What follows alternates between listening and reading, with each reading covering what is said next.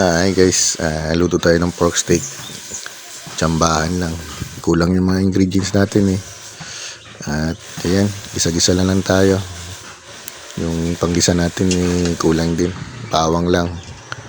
Siyempre, pwede naman bawang lang eh. At mabango na yan. Abot na sa kapitbahay. At yan ang ating pork. Binabad ko pala yan sa toyo. Garlic powder, paminta, at konting chicken powder, dagdag lasa. Tsaka pinakuluan lang sa sariling katas niya para mas mabilis lumambot.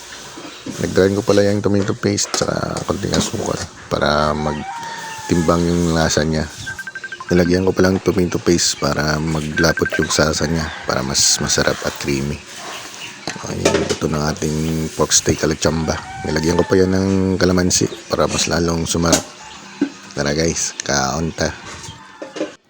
Masarap to guys, promise. Makakalimutan mo yung nag-utang sa'yo. Kaya kung kaya mong mangyari yon, huwag mo nang subukan.